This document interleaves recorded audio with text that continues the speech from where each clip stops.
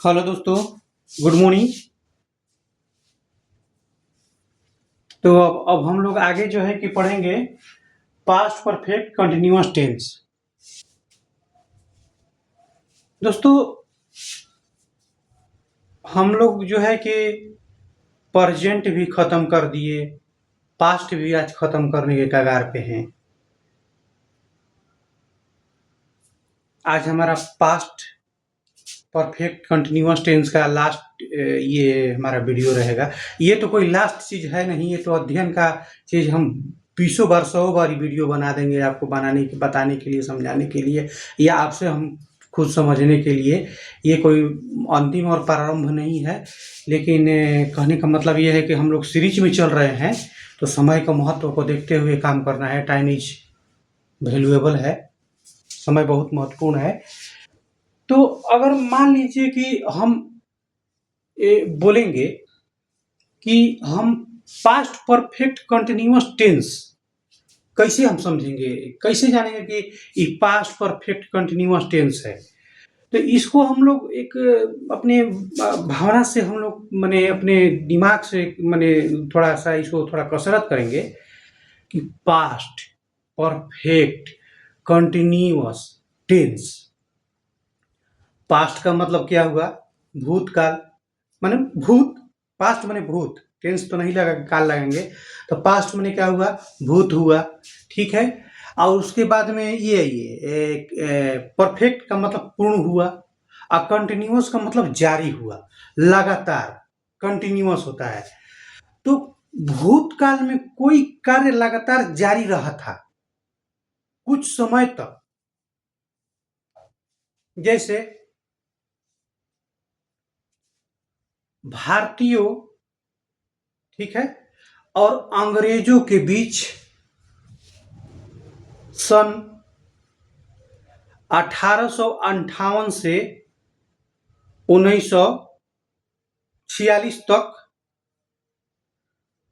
स्वतंत्रता के लिए युद्ध हो रहा था। तो यहाँ पर ये स्पष्ट हम लोगों का हुआ कि भूतकाल के ये जो इंसिडेंट है, घटना है, जो लगातार चला हो, उसका जो है कि हम लोग इसमें अध्ययन करेंगे। विशेषता यही बातें समझ के चलना कि भूतकाल में कोई भी कार्य लगातार हुआ हो, उसका हम लोग जो है कि अध्ययन करते हैं, या उसको हम ट्रांसलेट करेंगे, उसको सीखेंगे, ठीक है। तो उसके बारे में हम लोग आइए विस्तृत थोड़ा बोर्ड पे हम लोग जो है कि सीखते हैं। बाबू देखिए ध्यान से,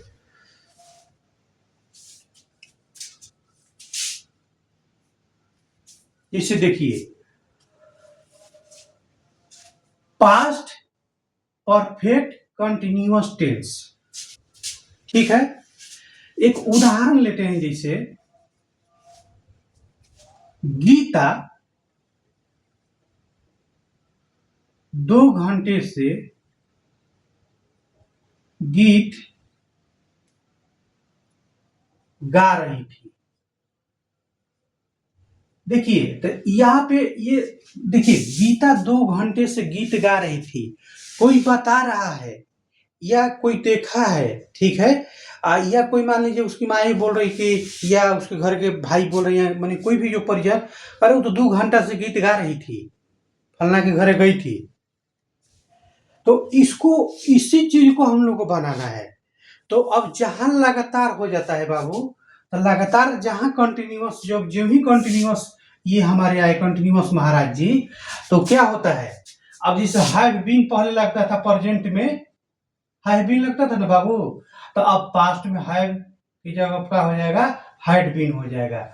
ये जो बीन जो शब्द है ना, कंटिन्यू करता है वर्क को, आगे बढ़ाता है। तो इसी चीज को हम लोग समझेंगे कि कैसे हम बनाएंगे। जैसे मान लीजिए कि गीता 2 घंटे से गीत गा रही थी, तो गीता, ठीक है, हैड, ठीक है, Geeta had singing, singing a song, ठीक है, फॉर 2 आवर्स। फुल स्टॉप हम दे देंगे यहाँ पे। अब देखिए, अब इसको हम थोड़ा सा समझेंगे बाबू, ध्यान से देखिएगा। देखिए दोस्तों, जब कोई काम या कार्य भूतकाल में शुरू होकर लगातार कुछ समय तक चलता रहता हो, तब हम पास्ट परफेक्ट कंटीन्यूअस का प्रयोग करते हैं। ठीक है भाई, ये ध्यान देना होगा, इस बात को ध्यान दीजिएगा। जब कोई कार्य या काम भूतकाल में शुरू होकर लगातार कुछ समय तक चलता रहता हो, जैसे कि हम बताए कि 1858 से लेकर 1946 तक भारतीयों और अंग्रेजों के बीच युद्ध हो रही थी, स्वतंत्रता के लिए युद्ध हो रही थी। ठीक है, तो ये बीते हुए पल को दर्शाया जाता है। और बीते हुए पल को कौन, जो लगातार हो, कंटिन्यू चला हो, एक ही कार्य कंटिन्यू चला हो। ठीक है, तो उसे हम जो है कि पास्ट परफेक्ट कंटिन्यूअस टेंस का प्रयोग करते हैं। अब देखिए पहचानेंगे इसको कैसे, हर चीज का एक पहचान होता है। ये भैया हम जाएंगे बाजार में तो कैसे जानेंगे कि याम है, उसका पहचान कुछ होगा ना, बैर है। ये आपको मान लीजिए कि आपको जामुन है, तो उसका पहचान क्या होता है, जिसको हम लोग बोलते हैं आइडेंटिफिकेशन। ठीक है, तो उसको हम कैसे आइडेंटिफाई करेंगे भाई, देखिए पहचान। हिंदी वाक्य के अंत में रहा था, रही थी, रहे थे इत्यादि लगा रहता हो, साथ में समय का भी बोध होता है, उसे पास्ट परफेक्ट कंटीन्यूअस टेंस समझते हैं। क्लियर? हिंदी वाक्य के अंत में रहा था, रही थी, रहे थे इत्यादि लगा रहता हो, साथ में समय का भी बोध हो, उसे पास्ट परफेक्ट कंटीन्यूअस टेंस समझते हैं। क्लियर होगा? अब देखिए, अब अगर क्लियर हो गया होगा तो हम अब आगे चलते हैं। क्या आगे चलेंगे, तो जैसे हम लोग हर टेंस का, जैसे मान लीजिए हम लोग अभी पास्ट परफेक्ट कंटीन्यूअस टेंस पढ़ रहे हैं, तो उसका सेंटेंस पढ़ेंगे, affirmative sentence, negative sentence, interrogative sentence. Interrogative है निगेटिव सेंटेंस और WH वर्ड वाला सब पढ़ेंगे। तो इसको हम लोग जो है कि हम इसको 3 भाग में डिवाइड कर दिए हैं। देखिए यहाँ पे 3 भाग में डिवाइड कर दिए हैं, इसे ये ऐसे हम कर दिए हैं। तो देखिए अब हमारा बाबू ये हो गया अफर्मेटिव सेंटेंस, ये हमारा हो गया बाबू निगेटिव सेंटेंस, ये हमारा हो गया भाई इंट्रोगेटिव सेंटेंस। इंट्रोगेटिव है निगेटिव सेंटेंस इसी में डाल दिए हैं, तो ये हो गया। ठीक है बाबू, तो अब हम लोग देखिए कैसे हम लोग इसको पढ़ेंगे। जैसे देखिए इसका रूल्स हम लोग पहले ध्यान देंगे। फॉर्मेशन जो होता है, रूल्स फॉर्मेशन जो स्ट्रक्चर होता है, उसको हम लोग ध्यान देंगे। देखिए जैसे रूल्स यहाँ पे है, subject had been plus VING plus subject plus 4 या since plus time plus full stop. ठीक है, अब जैसे देखिए ये वाला चीज जो है ना, ये वाला चीजों को ध्यान में रखना है बस।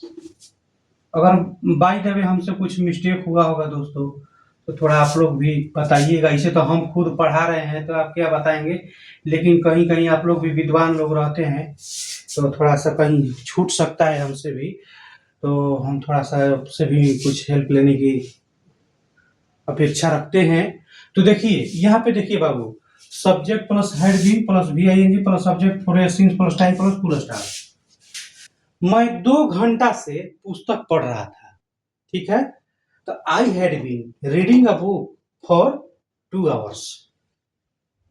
लगा ना, यही सेम चीज निगेटिव में है। यहाँ जो हैड बीन लगा है, हैड बीन देख रहे हैं ना, तो हैड और बीन के बीच में नॉट लग जाएगा निगेटिव में। जैसे देखिए subject had not been plus VING plus object plus 4 या since plus time plus full stop हो जाएगा।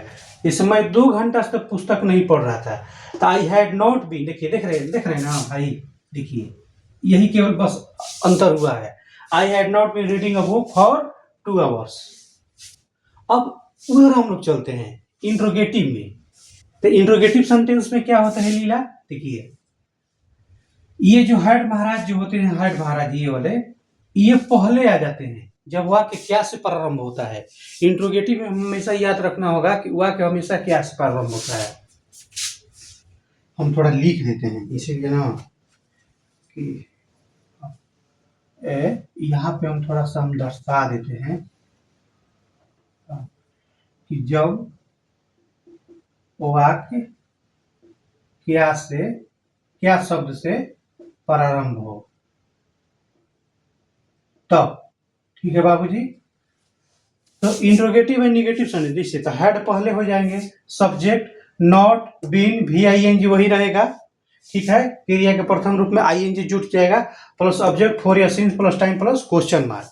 क्वेश्चन मार्क के बारे में हम एगो वीडियो में बताए थे, फिर हम बता देंगे क्वेश्चन मार्क का वैल्यू कितना होता है, उसका मतलब क्या होता है, उसका रहस्य क्या होता है, वो चीज़ बहुत मायने रखता है। जैसे क्या मैं 2 घंटा से पुस्तक पढ़ रहा था, तो had I reading a book for 2 hours, ठीक है। अब वो यही में नहीं लग गया, क्या मैं 2 घंटा से पुस्तक नहीं पढ़ रहा था, तो had I not been reading a book, ठीक है, फॉर 2 आवर्स। यही है ट्रिक्स, यही सब है, ठीक ना। इसको मतलब थोड़ा सा गहराई से अध्ययन कीजिए। अब आप आते हैं WH वर्ड के बारे में थोड़ा पढ़ लेते हैं, ठीक है। अब जैसे वाक्य के बीच में कब, क्यों, कहाँ, कैसे इत्यादि लगा रहे, जैसे देखिए वाक्य के बीच में, वाक्य के बीच में कब, क्यों, कहाँ इत्यादि लगा रहे तब, ठीक है भाई। जैसे तो छोटी छोटी छोटा छोटा लिखे होंगे तो हम लोगों को ध्यान नहीं, लेकिन हम पढ़ दे रहे हैं। देखिए वाक्य के बीच में कब, क्यों, कहाँ इत्यादि लगा रहे तब, रूल्स हमारा क्या होगा, WH word, when, why, where, ये सब जो चीज होता है बाबू वो हम लिखेंगे, plus had plus subject plus not been plus VING plus object plus for या since plus time plus full stop हो जाएगा। अब यहाँ पे हम गलती क्या कर रहे हैं, यहाँ पे क्वेश्चन मार्क होगा, इन चीजों को ध्यान देना है बारीकी से, तभी अच्छा होगा। अब देखिए मैं 2 घंटा से पुस्तक क्यों नहीं पढ़ रहा था, हम नहीं लगा दिए हैं क्योंकि जानते ही हैं कि हैड माने बीन के पहले नोट लगेगा, सब्जेक्ट के बाद नोट लगाना ही है, तो हम यहाँ पर लगा दिए हैं बाबू। तो देखिए ध्यान से देखिएगा, ये हमारा जो है, इसी को, ई रूल को देख लीजिए।